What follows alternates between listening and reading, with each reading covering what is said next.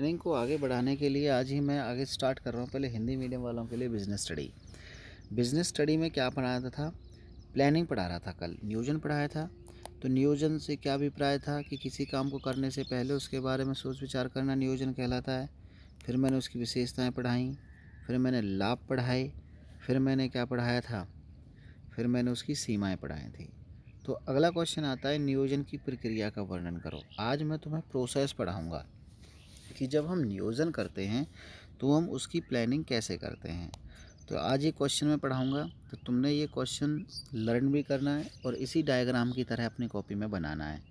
कि हिंदी मीडियम वालों के लिए, इंग्लिश मीडियम वालों के लिए नेक्स्ट वीडियो में अभी जो 2 मिनट बाद बना रहा हूँ उसमें इंग्लिश मीडियम वालों के लिए मिल जाएगा। कि नियोजन की प्रक्रिया का वर्णन कीजिए। नियोजन क्या है, इसकी प्रोसेस बतानी है।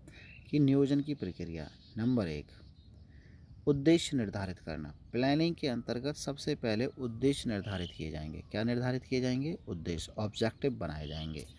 उसके बाद क्या करना है? नंबर 2, दूसरे नंबर पर आधार विकसित करना। तुम कहोगे सर उद्देश्य तो आपने निर्धारित कर दिया, उद्देश्य कैसे निर्धारित करने? कि भैया आज मेरा एक प्लांट है, मुझे 2 साल के अंदर अंदर 2 प्लांट बना देने हैं। तो उद्देश्य ही तो है, ऑब्जेक्टिव ही तो है। नंबर 2, आधार विकसित करना कि इस दूसरा प्लांट बनाने के लिए मुझे क्या क्या काम करना पड़ेगा, कि कैसे मैं, कौन कौन से तरीके हैं जिसके द्वारा मैं इस उद्देश्यों को प्राप्त कर सकता हूँ।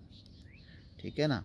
वैकल्पिक कार्रवाइयों की पहचान करना कि आपके पास जितने भी विकल्प हैं कि आप कौन कौन से विकल्पों की पहचान कर लेते हैं कि इस विकल्प से करूँगा तो भी मेरा ये प्लांट बन जाएगा, दूसरे विकल्प से करूँगा तो भी बन जाएगा, उनकी पहचान कर ली। फिर उन विकल्पों की कार्रवाइयों का मूल्यांकन करते हैं कि क्या ये विकल्प सही हैं, क्या इन विकल्पों के द्वारा अपने उद्देश्य पूरे हो सकते हैं। कई सारे विकल्प होते हैं तो उनका मूल्यांकन करते हैं। फिर उसमें से किसी एक विकल्प का चयन करते हैं, किसी एक विकल्प का। ये नहीं सारे विकल्पों को एक साथ लेकर के चलेंगे। प्लानिंग तो जब भी सक्सेस होगी कि एक विकल्प को चुन लिया कि हमारा तो ये विकल्प है, इसके द्वारा ही हम अपने उद्देश्यों को पूरा करेंगे। फिर योजना को लागू करना कि जो विकल्प आपने चुना था उसी के आधार पर काम करना स्टार्ट कर देते हैं। उसी को हम क्या कहते हैं बेटा? योजना को लागू करना कहते हैं। फिर होता है बेटा समीक्षा करना। समीक्षा का मतलब क्या होता है? Follow up.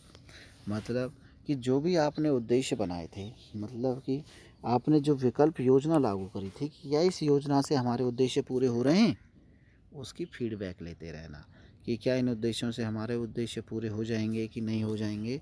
उन सभी से संबंधित योजना की प्रक्रिया होती है। तो ठीक है, तो ये योजना की प्रक्रिया हो गई। सबसे पहले क्या था बेटा? उद्देश्य निर्धारित करना। दूसरा क्या था? आधार विकसित करना। तीसरा क्या था? वैकल्पिक कार्रवाइयों की पहचान करना। चौथा क्या था? वैकल्पिक कार्रवाइयों का मूल्यांकन करना, मतलब जो आपने विकल्प हैं उन विकल्पों से कैसे उद्देश्यों को पूरा करोगे। पांचवा क्या था? एक विकल्प का चयन करना। छठा क्या था? योजना को लागू करना। और सातवां क्या था? समीक्षा करना। तो आपने ये हिंदी मीडियम वाले बच्चे इस पर विशेष ध्यान दें कि मैंने आज प्रोसेस पढ़ाई है नियोजन की। तो नियोजन के मेरे 3 क्वेश्चन हो चुके हैं। कल एक लास्ट क्वेश्चन होगा, उस क्वेश्चन के करने के बाद ये प्लानिंग वाला चैप्टर ख़त्म हो जाएगा। इसलिए विशेष ध्यान देने योग्य बात यह है कि ये तीनों क्वेश्चन आपकी फेयर नोटबुक में लिख जाएं और मुझे सुना दें। ठीक है ना। Thank you.